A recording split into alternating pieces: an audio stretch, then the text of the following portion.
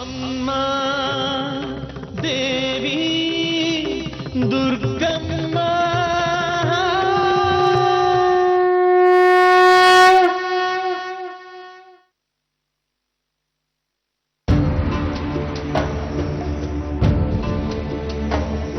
ಇನ್ನು ಮುಖ ತೊಳ್ದಿಲ್ವಾ ಮಾವ? ಬನ್ನಿ ಊಟಕ್ಕೆ. ಹಸುವಿಲ್ಲ. ಮುಖ ತೊಳೆದು ಊಟ ಮಾಡ್ತೀನಿ ಅಂದ್ರೆ ಬೇಡ. ನನ್ನ ಸುಚೇಂದ್ರನ್ ಮದ್ವೆ ಕಟೀಲಲ್ಲಿ ಅಂತ ಖಚಿತ ಆಗಿದೆ. ನಾನೇಮ್ ಸೊಸೆ. ಮೊದಲನೇ ಸರ್ತಿ ಊಟ ಬಡಿಸ್ತಿದ್ದೀನಿ ಅಂತ ಖುಷಿ ಆಗ್ತಿದೆ ಮಾವ. ಬನ್ನಿ ಊಟಕ್ಕೆ ಹೋಗೋಣ. ಒತ್ತಾಯ ಮಾಡಬೇಡ ದೇವಿ. ಮತ್ತೆಲ್ರಾದ್ರೂ ಊಟ ಮಾಡ್ತೀನಿ ಅಂತ ಹೇಳಿದ್ರಿ, ಈಗ ನೋಡಿದ್ರೆ ಹಸಿವಿಲ್ಲ ಅಂತ ಹೇಳ್ತಿದ್ದೀರಿ. ನಿನ್ನ ಹತ್ರ ವೈಯಕ್ತಿಕವಾಗಿ ಕೆಲವು ವಿಚಾರಗಳು ಮಾತಾಡೋದಿತ್ತು, ಅಲ್ಲಿ ಮಾತಾಡೋಕ್ಕಾಗಲ್ಲ ಅಂತ ಇಲ್ಲಿಗೆ ಬರೋಕ್ ಹೇಳಿದ್ದು. ಅದೇನು ಅಂತ ಹೇಳಿ ಮಾವ.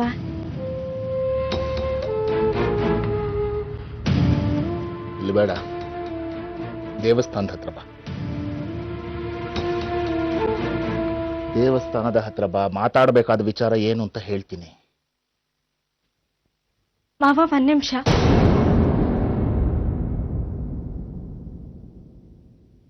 ನೀವ್ ಮತ್ತೆ ನಿಗೂಢ ಅಂತ ಅನ್ನಿಸ್ತಿದ್ದೀರಿ. ಮದ್ವೆ ಮುಂದಕ್ಕಿದೆ, ಅನುಮಾನಾಸ್ಪದವಾಗಿ ನಡ್ಕೋತಿದ್ದೀರಿ. ದಯವಿಟ್ಟು ಏನೂ ತೊಂದರೆ ಮಾಡಬೇಡಿ. ಅಮ್ಮನವ್ರ ವಿಗ್ರಹ ತಂದ ನನ್ನನ್ನೇ ಅನುಮಾನಿಸ್ತಿದ್ಯಲ್ಲ ದೇವಿ. ದೇವಸ್ಥಾನ ಕಟ್ಟಕ್ಕೂ ಕಾರಣ ಇರುತ್ತೆ, ಬೀಳ್ಸಕ್ಕೂ ಕಾರಣ ಇರುತ್ತೆ ಅಲ್ವಾ ಮಾವ? ಇಲ್ಲ ದೇವಿ, ಈ ಮದುವೆ ಖಂಡಿತ ನಡೆದೇ ನಡೆಯುತ್ತೆ. ಹಾಗಂತ ನಾನು ಮಾತು ಕೊಡ್ತಿದ್ದೀನಿ, ನಿನಗೆ ಯಾವ ಭಯನೂ ಬೇಡ. ಮುಗ್ಧೆ ನೀನು. ನಿನ್ನನ್ನು ಇನ್ನು ನೋಯಿಸಿದ್ರೆ ಆ ತಾಯಿ ನನ್ನನ್ನು ಕ್ಷಮಿಸಲ್ಲ. ಯಾವ ಆತಂಕ ಭಯನೂ ಇಟ್ಕೊಳ್ದೆ ದೇವಸ್ಥಾನದ ಹತ್ರ ಬಾ, ಕಾಯ್ತಿರ್ತೀನಿ.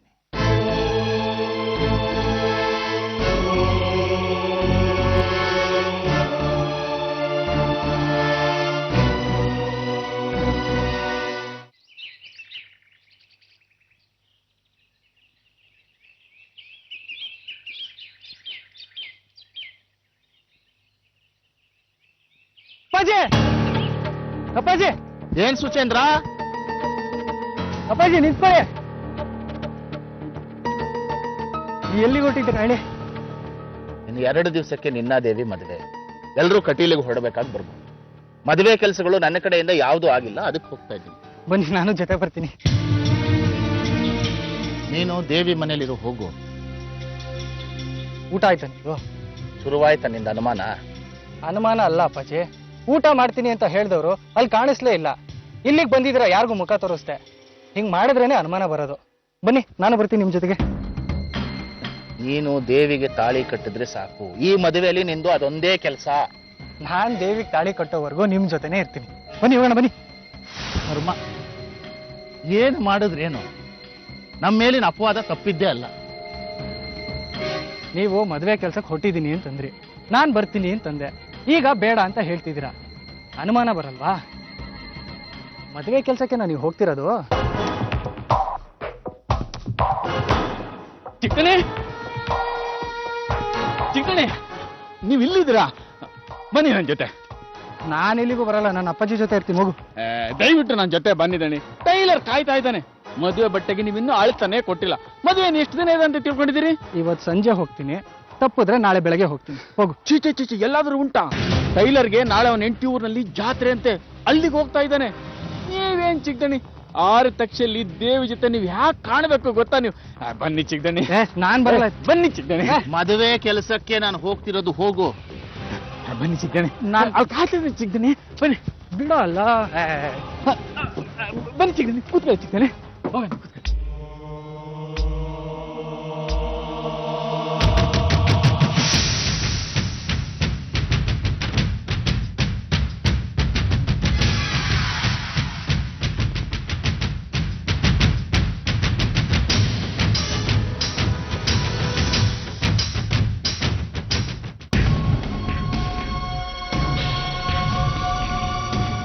ಇದೇನೇ ದೇವಿ, ಬಟ್ಟೆ ಬದಲಾಯಿಸ್ಕೊಂಡು ಎಲ್ಲಿಗೋ ಹೊರಟಿದ್ಯಾ? ಅಮ್ಮ ದೇವಸ್ಥಾನಕ್ಕೆ ಅಮ್ಮ. ಇಲ್ಲಿಂದಾನೆ ಕೈ ಮುಗಿದ್ಬಿಡು ದೇವಿ. ನೀನು ಏನಮ್ಮ ಅಪ್ಪನ ತರ ಮಾತಾಡ್ತೀಯ ಅಮ್ಮನವ್ರ ಬಗ್ಗೆ ಹೇಳಿದ್ರೆ? ಹಾಗಲ್ಲ ಕಣೆ, ನೀನ್ ಮದ್ವೆ ಹುಡುಗಿ ಅಲ್ವಾ, ಗಾಳಿಲೆಲ್ಲ ಓಡಾಡ್ಬಾರ್ದು, ಅದಕ್ಕೆ ಹೇಳ್ದೆ ಅಷ್ಟೇ. ಶಾಸ್ತ್ರ ಅರ್ಥನೇ ಮಾಡ್ಕೊಳ್ಳೋದ್ವಲ್ಲ. ಅಮ್ಮನವ್ರ ದೇವಸ್ಥಾನಕ್ಕೆ ಹೋಗ್ಬಿಟ್ಟು ಬರ್ತೀನಮ್ಮ, ಇದೊಂದ್ ಸರ್ತಿ. ಏನಿದು ಇದ್ದಕ್ಕಿದ್ದ ಹಾಗೆ? ಇದು ತುಪ್ಪದ ದೀಪ ಹಚ್ಚಿ ಬರ್ತೀನಿ ಅಮ್ಮ. ಮದುವೆ ಶಾಸ್ತ್ರ ಎಲ್ಲ ಶುರುವಾಗಿದೆಯಲ್ಲ ಅದಕ್ಕೆ. ಏನಕ್ಕ ಮದುವೆ ಹೆಣ್ಣನ್ನು ತಿರ್ಗಾಡಕ್ ಕಳಿಸ್ತಿದೀಯಲ್ಲ ನೀನು? ದೇವಸ್ಥಾನಕ್ಕೆ ಹೋಗ್ತಿರೋದು ಚಿಕ್ಕಮ್ಮ, ತಿರ್ಗಾಡೋದು ಅಂತೆಲ್ಲ ಹೇಳ್ಬೇಡಿ. ಏನ್ ದೇವಸ್ಥಾನನೇ? ತಂತ್ರಿಗಳು ಬೆಳಗ್ಗೆಯಿಂದ ಇಲ್ಲೇ ಪೂಜೆ ಮಾಡ್ತಿರ್ಲಿಲ್ವಾ? ಏನಪ್ಪ ಎಲ್ಲ ವಿಚಿತ್ರವಾಗಿದೆ. ಊಟ ಆಗಿದೆ, ದೇವಸ್ಥಾನ ಅಂತೀಯ. ಮೊದ್ಲು ಹೀಗಿರ್ಲಿಲ್ಲ ಕಣೆ ದೇವಿ ನೀನು. ಅನುಮಾನ ಪಡ್ಬೇಡಿ ಚಿಕ್ಕಮ್ಮ. ಅನುಮಾನ ಅಲ್ವೇ, ಮದುವೆ ಹೆಣ್ಣು ಹೊರಗ್ ತಿರುಗಾಡಬಾರ್ದು ಅಂತ ಅಷ್ಟೇ. ಅದು ಅಲ್ಲದೆ ತಂತ್ರಿಗಳು ಇದೇ ತಾನೇ ಹೋಗಿದ್ದಾರೆ, ಹೆಂಗೆ ಬಾಗ್ಲು ತೆಗಿತಾರೆ? ಇಲ್ಲಿಂದ ಸೀದಾ ದೇವಸ್ಥಾನಕ್ಕೆ ಹೋಗ್ತಾರಂತೆ. ಏನಪ್ಪ ಎಲ್ಲದಕ್ಕೂ ನಿನ್ನ ಹತ್ರ ಉತ್ತರ ಇದೆ. ವಿಚಿತ್ರ ಅನಿಸ್ತಿದೆ. ಅಮ್ಮ, ಅಮ್ಮನವ್ರೆ ಕೈ ಮುಗ್ದು ಸ್ವಲ್ಪ ಹೊತ್ತು ಅಲ್ಲೇ ಇದ್ಬಿಟ್ಟು ಬರ್ತೀನಿ ಅಮ್ಮ. ಅಮ್ಮನವ್ರ ವಿಷಯದಲ್ಲಿ ನಾವ್ ಯಾರೇನ್ ಹೇಳಿದ್ರೆ ನೀನ್ ಕೇಳ್ತೀಯಾ? ನೀನುಂಟು ಅವರುಂಟು, ಹೋಗ್ಬಿಟ್ ಬಾ. ಅಮ್ಮ ಅಂದ್ರೆ ಅಮ್ಮ. ಹುಸಿ ಹೊಡೆದಿದ್ ಸಾಕು, ಬೇಗ ಬರ್ಬೇಕು. ಆಯ್ತು ಅಮ್ಮ, ಬೇಗ ಬರ್ತೀನಿ.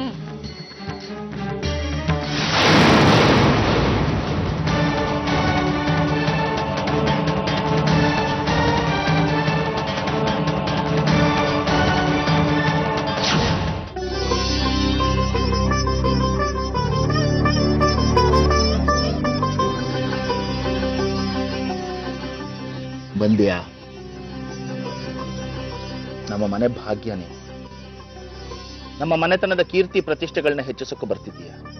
ಪಾಳೆಗಾರನ ಸಿಂಹಾಸನದ ಮೆರಗನ್ನ ಹೆಚ್ಚಿಸೋಕೆ ಬರ್ತಿರೋ ಬೆಳಕು ನೀನು. ನಿಂದ ಹೊಸ ಪ್ರಪಂಚದ ಸೃಷ್ಟಿಯಾಗೋದಿದೆ. ತುಂಬಾ ಹೊಗಳ್ತಿದ್ದೀರಿ. ಸತ್ಯ ಹೇಳ್ತಿದ್ದೀನಿ.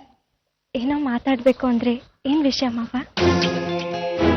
ಮದುವೆ ಬಗ್ಗೆ, ನಾನು ಮಾಡ್ಕೋಬೇಕಾದ ತಯಾರಿ ಬಗ್ಗೆ ಮಾತಾಡೋದಿತ್ತು. ಹೇಳಿ ಮಾವ. ಮದುವೆ ಹೆಣ್ಣಿಗೆ ಒಂದಷ್ಟು ಆಸೆಗಳಿರುತ್ತೆ. ನನ್ನ ಮದುವೆ ಹೀಗೆ ಆಗಬೇಕು, ಇಂತಿಂತವ್ರು ನಾನು ಬರಬೇಕು ಅಂಥ ಆಸೆಗಳೇನಾದ್ರೂ ಇದ್ರೆ ಹೇಳು, ನಾನು ಪೂರೈಸ್ತೀನಿ. ನನಗೇನೋ ಅಂಥದ್ದು ಆಸೆ ಇಲ್ಲ ಮಾವ. ನಿರ್ವಿಘ್ನವಾಗಿ ನನ್ನ ಮದುವೆ ಕಟೀಲ ನೆರವೇರ್ಬೇಕು. ನಾನು ಮೆಹಂದಿ ಹಚ್ಚಿಸ್ಕೋಬೇಕು, ಬಾಸಿಂಗ ಹಾಕೊಂಡಿರೋ ಸುಚೇಂದ್ರನ ನೋಡ್ಬೇಕು ಅಂತ. ಕರ್ಸೋಣ ಮೆಹಂದಿ ಹಚ್ಚೋರ್ನ. ನನ್ನ ಸ್ನೇಹಿತನ ಕರ್ದಿದ್ದೀನಿ ಮಾವ. ಮತ್ತಾರ್ಯಾರು ಬರ್ತಿದ್ದಾರೆ ನಿನ್ನ ಮದುವೆಗೆ ಅತಿ ಮುಖ್ಯವಾದವರು? ಮೇಷ್ಟ್ರು ಬರ್ತಿದ್ದಾರೆ, ನನಗೆ ಪಾಠ ಹೇಳ್ಕೊಟ್ಟವರು, ತುಂಬಾ ಮುಖ್ಯವಾದವರು. ಗುರುಗಳು ಬರೋದು ಸರಿ, ಅವರನ್ನ ಬಿಟ್ಟು ಮುಖ್ಯವಾದವರು? ನಮ್ಮ ಅಪ್ಪ ಅಮ್ಮ. ಅವರನ್ನ ಬಿಟ್ಟು ಚಿಕ್ಕಮ್ಮ, ಅಕ್ಷತಾ, ಸದಾನಂದಣ್ಣ. ಅವರನ್ನ ಬಿಟ್ಟು ನೀವು, ಸುಚೇಂದ್ರ. ನಾವು ಬರ್ಲೇಬೇಕು. ನಮ್ಮನ್ನ ಬಿಟ್ಟು ಬೇರೆ ಯಾರು ಬರ್ತಿದ್ದಾರೆ? ನಮ್ಮ ನೆಂಟ್ರು ಎಲ್ಲರೂ ಬರ್ತಿದ್ದಾರೆ. ಇಷ್ಟೇನಾ ನಿನ್ನ ಬದುಕಿನಲ್ಲಿ ಅತಿ ಮುಖ್ಯವಾದವರು ಅಂದ್ರೆ? ಹೌದು ಮಾವ, ಇವರೇ ನನ್ನ ಪ್ರಪಂಚ. ಬೆಳೀತಾ ಬೆಳೀತಾ ನನ್ನ ಜೊತೆನೆ ಬಂದವರು.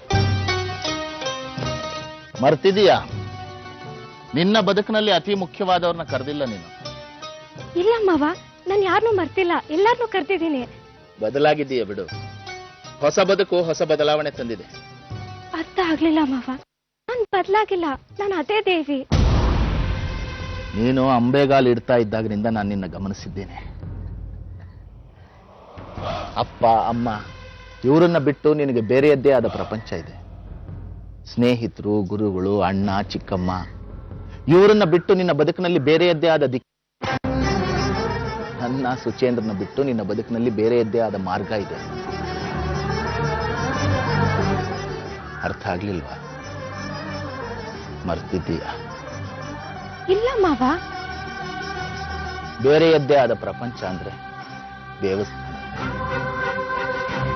ಬೇರೆಯದ್ದೇ ಆದ ದಿಕ್ಕು ಅಂದ್ರೆ ನಾನಾ ದಿಕ್ಕುಗಳಲ್ಲಿರೋ ಆ ಮಹಾತಾಯಿಯ ಶಕ್ತಿ ಕ್ಷೇತ್ರಗಳು. ಬೇರೆಯದ್ದೇ ಮಾರ್ಗ ಅಂದ್ರೆ ಭಕ್ತಿ ಮಾರ್ಗ.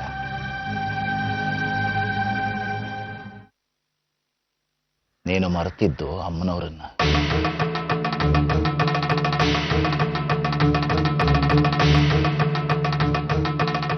ನಿನ್ನ ಬದುಕಿನಲ್ಲಿ ನಮ್ಮೆಲ್ಲರಿಗಿಂತ ಮುಖ್ಯವಾದವರು ಆ ಮಹಾತಾಯಿ.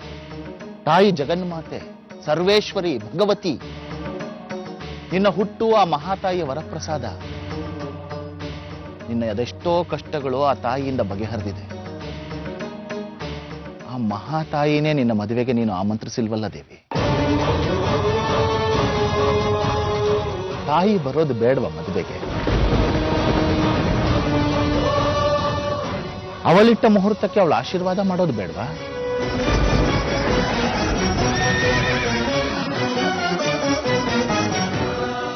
ಬದಲಾದೆ ಬಿಡು.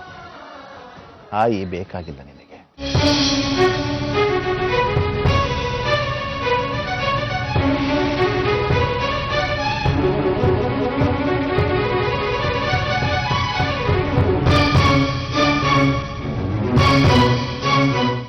ದೊಡ್ಡಪ್ಪ, ದೇವಿ ಸುಚೇಂದ್ರ ಮದುವೆ ಆದ್ಮೇಲೆ ಹೇಗ್ ಸಂಸಾರ ಮಾಡಬಹುದು ಅನ್ನೋದನ್ನ ನಾವು ಅಭಿನಯ ಮಾಡಿ ತೋರಿಸ್ತೀವಿ ನೋಡಿ. ಓಹೋ ಆಗ್ಲಪ್ಪ. ರಾಜ ಮಾತು ಮಾತು ನಾಟಕದವ. ಓ ಸುರೋಜ್ಕ. ರೀ ರೀ ರೀ ರೀ ನಿಮಗೆ ಅಂತ ಸೊಪ್ಪಿನ ಹುಳಿ ಮಾಡಿ ನೀವು ಊಟ ಮಾಡ್ಕೊಂಡು ಹೋಗ್ರಿ. ಸೊಪ್ಪಿನ ಹುಳಿನ ಸಾರು ಮಾಡು ಅಂತ ಹೇಳಿರ್ಲಿಲ್ವಾ? ನನಗ್ ಬೇಡ. ಸಾರ್ ಮಾಡೋಣ ಅಂತ ಇದ್ದೆ, ಭೂಪಾಲು ಸೊಪ್ಪು ತಂದು ಕೊಟ್ಟು ತೋಟದಲ್ಲಿ ಬೆಳೆದಿದ್ದು ಅಂತ, ಅದಕ್ಕೆ. ಹಾಗಾದ್ರೆ ಭೂಪಾಲನ್ಗೆ ಬಡ್ಸು, ನಾನು ಡಿಪೋ ಹೋಗ್ತೀನಿ. ರೀ ರೀ ರೀ ರೀ ರೀ ಒಂದೇ ಒಂದು ತುತ್ತು ತಿನ್ಕೊಂಡು ಹೋಗ್ರಿ. ಬೇಡ ಬೇಡ ಬೇಡ. ಹರಟೆ ಈಗ ಬಂದೆ ದೊಡ್ಡಮ್ಮ ಅಂದೆ, ಹೂವಿಳಿ ಶಾಸ್ತ್ರಕ್ಕೆ ಬಂದಿಯಲ್ಲ ನೀನು? ದೊಡ್ಡಮ್ಮ, ಪಕ್ಕದ ಊರಿಗೆ ಲಗ್ನ ಪತ್ರಿಕೆ ಕೊಡಕ್ ಹೋಗಿದ್ದೆ. ಹೂವಿಳ್ಳೆ ಶಾಸ್ತ್ರದಲ್ಲಿ ಗಂಡಸರಿಗೆ ಏನ್ ಕೆಲಸ ದೊಡ್ಡಮ್ಮ? ಅಯ್ಯ ತೆಗಿ, ತಂಗಿ ಮದುವೆ ಇರ್ಬೇಡ್ವೇನೋ ಸಮಾರಂಭಕ್ಕೆ. ಈಗ ಬಂದ್ಬಿಟ್ಟು ನೋಡು, ದೇವಿ ಸುಚೇಂದ್ರ ಅಭಿನಯಿಸ್ತಾರೆ ಇಬ್ರು. ಇವತ್ತಿಂದ ಎಲ್ಲ ಬಂದು ಕಟೀಲ್ಗೆ ಹೋಗೋ ಬಗ್ಗೆ ತಯಾರಿ ಮಾಡೋದು ಉತ್ತಮ ಅನ್ನೋದು ನನ್ನ ಅಭಿಪ್ರಾಯ. ಏನಂತೀರಾ ಸಾಹೇಬ್ರ? ಅಪ್ಪಯ್ಯ, ರಾಜ ಹೇಳ್ತಿರೋದು ಸರಿಯಾಗಿದೆ. ಇವ್ರನ್ನ ನಂಬ್ಕೊಂಡ್ರೆ ಯಾವ ಕೆಲ್ಸನೂ ಆಗಲ್ಲ, ಈಗ್ಲೇ ಹೇಳಿದ್ದೀನಿ. ಹೌದು ಕಣೆ ಅಕ್ಷತಾ, ನಮ್ ಸದಾನಂದ ತುಂಬಾ ತಲಹರಟೆ ಆಗಿದ್ದಾನೆ. ನೀನ್ ಅದ್ ಹ್ಯಾಕ್ ಸಂಸಾರ ಮಾಡ್ತಿದ್ಯೇನೋ ಹಾಗೆಲ್ಲ ಹೇಳ್ಬೇಡಿ ಅಮ್ಮ. ತಂಗಿ ಮದ್ವೆ ಅಂತ ಖುಷಿಯಾಗಿದ್ದಾರೆ ಅಷ್ಟೇ. ನೋಡೆ, ಗಂಡ ಹೆಂಡತಿ ಹೊಂಟು ಬಿಟ್ಕೊಳ್ಳೋದೇ ಇಲ್ಲ. ಹಾಗಲ್ಲ ದೊಡ್ಡಪ್ಪ, ನನ್ ತಂಗಿ ಮದ್ವೆ ಯಾರಿಗೆ ಎಷ್ಟು ಸಂತೋಷ ಆಗಿದೆ ಗೊತ್ತಿಲ್ಲ. ನನಗಂತೂ ತುಂಬಾ ಸಂತೋಷ ಆಗಿದೆ. ನನ್ ಕಾಲ್ ನೆಲದ ಮೇಲೆ ನಿಲ್ತಾ ಇಲ್ಲ. ದೇವಿ ಬದುಕು ಒಂದ್ ದಡ ಕಾಣ್ತಿದೆ. ದೇವಿ ನೆಮ್ಮದಿ ಆಗಿದ್ರೆ ನಾವೆಲ್ಲ ನೆಮ್ಮದಿ ಆಗಿದ್ದಂಗ ಅಲ್ವಾ ದೊಡ್ಡಪ್ಪ? ಹೌದಪ್ಪ, ಆದ್ರೆ ನೀನು ತಲಹರಟೆ ಮಾಡೋದನ್ನ ಬಿಟ್ಟು ಕೆಲಸ ಮಾಡ್ಬೇಕು. ಈಗ ಅದೆಲ್ಲ ಬಿಟ್ಬಿಡಿ. ಕಟೀಲ್ ಹೋಗೋದು ಹೆಂಗೆ ಅಂತ ಕೇಳ್ತಿದ್ರಲ್ವಾ? ಹೇಳ್ತೀನಿ ಕೇಳಿ. ಬೆಳಿಗ್ಗೆ 5:45ಗೆ ಟಿ ನಮ್ಮನೆ ಮುಂದಕ್ಕೆ ಬರುತ್ತೆ. 6 ಗಂಟೆಗೆ ಎಲ್ಲ ಹತ್ಕೋತಿರೋದೆ, ಸೀದಾ ಕಟೀಲಲ್ಲಿ ಹೋಗಿ ಇಳಿಯೋದು. ಸಂಜೆ ಅಷ್ಟೊತ್ತಿಗೆ ಸೇರ್ಬಿಡ್ತೀವಿ. ಅಪ್ಪಯ್ಯ, ಹೋಗ್ತಾ ಧಾನ್ಯಗಿರಿಗೆ ಹೋಗಿ ನಮ್ಮ ಅಜ್ಜಿನೂ ಕರ್ಕೊಂಡು ಹೋಗೋಣ. ಹಂಗೆ ದಾರಿಲಿ ಬಾದಾಮಿಗೆ ಹೋಗ್ಬಿಟ್ಟು ರಾಜನ ಅಜ್ಜನ್ನು ಕರ್ಕೊಂಡು ಹೋಗೋಣ. ನಿಮ್ಮ ಅಜ್ಜಿಗೆ ಜೊತೆ ಆಗುತ್ತೆ. ಮತ್ತಿನ್ನೇನೆ, ಧಾನ್ಯಗಿರಿಗೆ ಹೋಗಿ ನಿಮ್ಮ ಅಜ್ಜಿನ ಎತ್ತಾಕೊಂಡು ಕಟೀಲ್ಗೆ ಹೋಗಕ್ಕೆ 3 ದಿವಸ ಬೇಕಾಗುತ್ತೆ. ದೊಡ್ಡಪ್ಪ, ಕಾಪು ಮೇಲೆ ಕಟೀಲ್ಗೆ ಹೋದ್ರೆ ಹತ್ರ ಆಗುತ್ತಂತೆ ವಿಚಾರಿಸಿದೀನಿ. ಹೌದೇನೋ? ಹಾಗಾದ್ರೆ ಧರ್ಮಸ್ಥಳ ಸ್ವಲ್ಪ ಹೊತ್ತು ಗಾಡಿ ನಿಲ್ಸಕ್ ಹೇಳಿ, ದೇವ್ರ ದರ್ಶನ ಮಾಡ್ಕೊಂಡು ಆಮೇಲೆ ಕಟೀಲ್ಗೆ ಹೋಗೋಣ. ಅದೇ ರಾಜ್ಕುಮಾರ್ ಹಾಡ್ ಹೇಳಿದ್ರಲ್ಲ. ಹೊಸ ಬಾಳಿನ ಹೊಸಿಲಲ್ಲಿ ನಿಂತಿರುವ ನವ ಜೋಡಿಗೆ ಶುಭವಾಗಲಿ ಶುಭವಾಗಲಿ. ಸಾಬ್ರೆ ಏನು ಬೇಡ, ಕೊಡುಗ್ ನಿಂತು ಹೋಗೋಣ ಸಾಬ್ರೆ. ಬಹಳ ವರ್ಷದಿಂದ ಆಸೆ ಕೊಡುಗ್ ನೋಡ್ಬೇಕು ಅಂತ. ವಾತಾವರಣ ಬಹಳ ಚಂದ ಇರುತ್ತೆ ಸಾಬ್ರೆ. ಕೊಡುಗ್ ಕಡೆಯಿಂದ ಹೋಗೋಣ. ಬೇಡ, ಸುಮ್ಮನೆ ಇರೋ, ದೂರ ಆಗತ್ತೆ. ನೋಡಿ, ಹಾಸನ, ಸಕಲೇಶ್ಪುರ, ಧರ್ಮಸ್ಥಳ, ಕಟೀಲು. ಅಮ್ಮ, ನಮ್ ಪಕ್ಕದ ಮನೆ ರಮಾ ಹೇಳ್ತಿದ್ಲು, ತಿಪ್ಟೂರು, ಶಿವಮೊಗ್ಗ, ತೀರ್ಥಹಳ್ಳಿ, ಆಗುಂಬೆ ಈ ಕಡೆಯಿಂದ ಹೋದ್ರೆ ರಸ್ತೆ ತುಂಬಾ ಚೆನ್ನಾಗಿರುತ್ತೆ. ಸುಮ್ನಿರಲೇ ದೊಡ್ಡಪ್ಪ. ದೇವಿ ಹೇಳ್ತಿದ್ಲು ಮಂಗಳೂರ್ವರೆಗೂ ಟ್ರೈನಲ್ಲಿ ಹೋಗಿ ಅಲ್ಲಿಂದ ಕಟೀಲ್ಗೆ ಬಸ್ಸಲ್ಲಿ ಹೋಗೋಣ ಅಂತ. ಅಪ್ಪಯ್ಯ, ಸಾಬ್ರೆ, ದೊಡ್ಡಪ್ಪ ಮಾತಾಡ್ರಿ. ತಗಿ, ನಾವೇನ್ ಕರ್ನಾಟಕ ಪ್ರವಾಸಕ್ಕೆ ಹೊರಟಿದೀವಿ. ಧರ್ಮಸ್ಥಳ ಅಂತೆ, ದಾವಣಗೆರೆ ಅಂತೆ, ಮಂಗಳೂರು ಟ್ರೈನ್ ಅಂತೆ. ಇವ್ನು ಕೊಡುಗು ಏನ್ ಕಿತ್ಲೇನ್ ಬೆಳಗಾಗಬೇಕು ಇವನು. ಅವೆಲ್ಲ ಇಲ್ಲ, ಸೀದಾ ಕಟೀಲು. ಛತ್ರದ ಮುಂದೆ ಟಿ ನಿಲ್ಲುತ್ತೆ, ಸಾಮಾನೆಲ್ಲ ಒಳಗಾಕೋದು, ಮದುವೆ ಮುಗಿಸ್ಕೊಳ್ಳೋದು, ವಾಪಸ್ ದುರ್ಗಾಪುರಕ್ಕೆ ಬರ್ತಾ ಇರೋದು ಅಷ್ಟೇ. ದೋಸ್ರ ಮಾತಿಲ್ಲ. ದೊಡ್ಡಪ್ಪ, ಸೋಮ್ನೇರು, ಸಾಕೋ. ಕೊಡಗುಗೆ ಹೋಗ್ಬೋದಾಗಿತ್ತು. ಥಂಡಿ ವಾತಾವರಣ, ನವ ದಂಪತಿಗಳು. ಅಯ್ಯೋ ತಗಿ.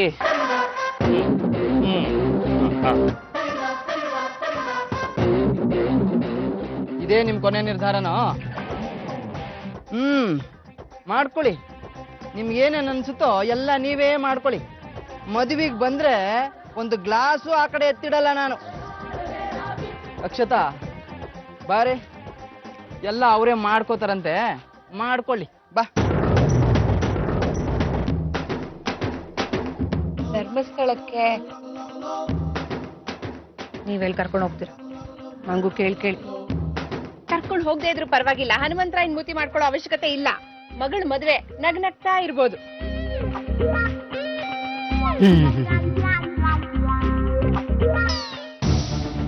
ನಿನ್ನ ಮದುವೆನ ನಡೆಸ್ತಿರೋ ತಾಯಿನೇ ಮರ್ತು ಕೂತಿದ್ದೀಯ ನೀನು. ಅಮ್ನೋರ್ನ ಮರೆಯೋ ಮಾತೇ ಇಲ್ಲ ಮಾವ. ಅಮ್ನೋರಿಲ್ದೆ ನಾನಿಲ್ಲ. ಹಾಗಿದ್ರೆ ಮದುವೆಗೆ ಮುಖ್ಯವಾದವ್ರು ಯಾರ್ಯಾರು ಬರ್ತಿದ್ದಾರೆ ಅಂದ್ರೆ ನಮ್ಮೆಲ್ಲರ ಹೆಸರು ಮಾತ್ರ ಹೇಳದೆ. ನೀವು ಸುತ್ತು ಬಳಸಿ ಕೇಳಿದ್ರಿ, ಮದ್ವೆ ತಯಾರಿ ಅಂದ್ರೆ ಅದಕ್ಕೆ ಸಂಬಂಧಪಟ್ಟಂಗೆ ನಾನು ಹೇಳಿದೆ. ಅಮ್ಮನವ್ರು ನನ್ನ ಹೃದಯದಲ್ಲಿದ್ದಾರೆ. ಹೃದಯದಲ್ಲಿರೋ ಅಮ್ಮನವರು ಹೃದಯ ತುಂಬಿ ಆಶೀರ್ವದಿಸ್ತಾರೆ. ಕರಿ ಮದುವೆಗೆ ಮಕ್ಕಳು ಕರೆದ್ರೆ ಇಲ್ಲ ಅನ್ನೋ ತಾಯಿನೇ ಇಲ್ಲ. ತಮಾಷೆ ಮಾಡಬೇಡಿ ಮಾವ. ಕಲ್ಯಾಣ ಮಂಟಪದಲ್ಲಿ ಅಷ್ಟು ಜನ ಇದ್ದಾಗ ಅಮ್ಮನವ್ರು ಬರೋ ಮಾತಾ? ಕಟೀಲು ತಾಯಿ ಸನ್ನಿಧಾನದಲ್ಲೇ ನನ್ನ ಮದುವೆ ಆಗ್ತಿದ್ಯಲ್ಲ. ಮಗಳ ಮದುವೆಗೆ ಉಪಸ್ಥಿತಳಿದ್ದು ಮಗಳ ಮದುವೆನ ಕಣ್ತುಂಬ ನೋಡಿದ್ರೆ ತಾಯಿಗೆ ಸಂತೋಷ ಆಗತ್ತಲ್ವಾ? ನಾವೆಲ್ಲರೂ ನಿನ್ನ ಮದುವೆಯಲ್ಲಿ ನಿನಗೆ ಅಕ್ಷತೆ ಕಾಳು ಹಾಕಿ ಆಶೀರ್ವದಿಸ್ತೀವಿ, ಸಂತೋಷ ಪಡ್ತೀವಿ. ಹಾಗೆ ನೀನು ಮಗಳಾಗಿ ತಾಯಿನ ಸಂತೋಷ ಪಡಿಸ್ಬೇಕಲ್ವಾ ದೇವಿ? ನಿಮ್ಮ ಮಾತನ್ನ ಒಪ್ತೀನಿ ಮಾವ. ಆದ್ರೆ ಅಮ್ಮನವ್ರನ್ನ ಕರೆಯೋದು, ಅವ್ರು ನನ್ನ ಮದುವೆಗೆ ಬರೋದು ಅಂದ್ರೆ ತಮಾಷೆ ಅಂತ ಅನ್ಸುತ್ತೆ ನನಗೆ. ಹಾಗೆ ಕರೀಲೂಬಾರ್ದು. ತಾಯಿಗೆ ಅವಳದ್ದೇ ಆದ ಜಾಗ ಇದೆ. ಅಲ್ಲಿ ಅವಳು ನಮ್ಮ ಬೇಡಿಕೆಗಳನ್ನ ಈಡೇರಿಸ್ತಾಳೆ, ನಮ್ಮನ್ನ ಸಲುತ್ತಾಳೆ, ನಮ್ಮನ್ನ ಕಾಪಾಡ್ತಾಳೆ. ಅದಕ್ಕೆ ಭೂಲೋಕ ದೈವಲೋಕ ಅಂತ ಸೃಷ್ಟಿ ಆಗಿರೋದು. ದೈವ ಮತ್ತು ಮನುಷ್ಯನ ನಡುವೆ ಆ ರೀತಿ ಅಂತರ ಇದೆ ಅನ್ನೋದಾದ್ರೆ, ಭಕ್ತಿಗೆ ತಾಯಿ ಒಲಿತಾಳೆ, ಭಕ್ತಿಯಿಂದ ಕರೆದ್ರೆ ಇದ್ದಲ್ಲಿಗೆ ಬರ್ತಾಳೆ ಅನ್ನೋ ನಿನ್ನ ಮಾತು, ನಿನ್ನ ಆದರ್ಶ ಎಲ್ಲ ಸುಳ್ಳು ಅಂತಾಯ್ತಲ್ಲ. ಅದೇಗ್ ಮಾವ? ನೀನು ಹೇಳಿದ್ದನ್ನ ಮಾಡೋಕೆ, ನಿನ್ನ ಅಗತ್ಯಗಳನ್ನ ಪೂರೈಸೋದಕ್ಕೆ ಆ ತಾಯಿ ಬೇಕು. ಅಲ್ಲಿಗೆ ಅವಳೊಂದು ಯಂತ್ರ. ಎಲ್ಲ ಸುಖ ಶಾಂತಿ ನೆಮ್ಮದಿಗಳು ನಿನಗೆ ಬೇಕು. ಅದಕ್ಕೆ ಅವಳೊಂದು ತೊಟ್ಲು. ನೀನು ಹೇಗೆ ತೂಗ್ತೀಯೋ ಅವಳು ಹಾಗೆಯೇ ತೂಗ್ತಿರ್ಬೇಕು.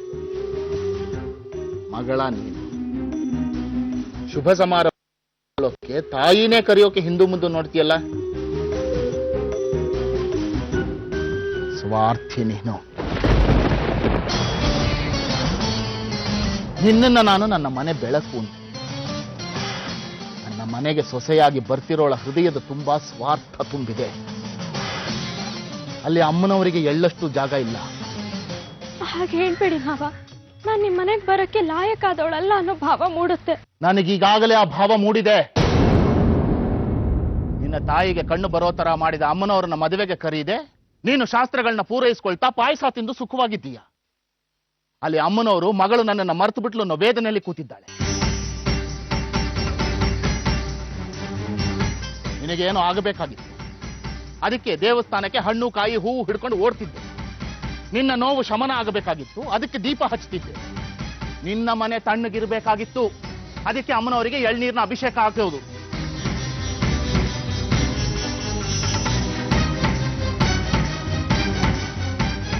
ಊರ್ನವರೆಲ್ಲರೂ ಪುಣ್ಯ ಮಾಡಿದ್ದೀರಿ ಕೇಶವನಾಥರೇ, ದೇವಿ ಅಂತ ಭಕ್ತಿಯನ್ನ ಸೊಸೆಯಾಗಿ ಪಡಿತಿರೋದಕ್ಕೆ ಅಂದ್ರು. ಸೊಸೆ ನೋಡಿದ್ರೆ ಡಂಬಾಚಾರದ ಭಕ್ತಿಯನ್ನ ಪ್ರದರ್ಶಿಸ್ತಾ ಅಮ್ಮನವರನ್ನ ಹಾಳಾಗಿ ಮಾಡ್ಕೊಂಡು ಓಡಾಡ್ತಿದ್ದಾಳೆ.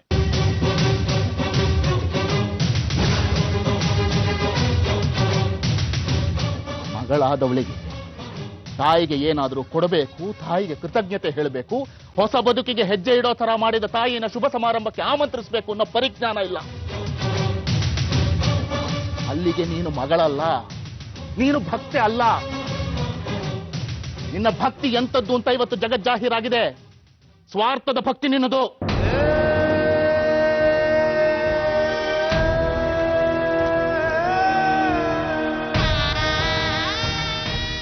ನಿನ್ನ ಸ್ಥಾನದಲ್ಲಿ ನಾನಿದ್ದಿದ್ದೆ, ಆ ತಾಯಿನ ಕರೀತಿದ್ದೆ. ಪರಿಪೂರ್ಣ ಅಂಶದಲ್ಲಿ ಬಾ ತಾಯಿ ಶುಭ ಸಮಾರಂಭಕ್ಕೆ ಅಂತ ಆಮಂತ್ರಿಸ್ತಿದ್ದೆ. ಅಲ್ಲಿಗೆ ನೀನು ಭಕ್ತಿ ಅಲ್ಲ, ನೀನು ಅವಳ ಮಗಳಲ್ಲ. ನಿನ್ನ ಮದುವೆ ನೆರವೇರ್ತಿದೆ, ನಿನಗಷ್ಟು ಸಾಕು. ಯಾಕೆ ಕರೀತೀಯ ತಾಯಿನ ಅಲ್ವಾ? ಸ್ವಾರ್ಥಿ.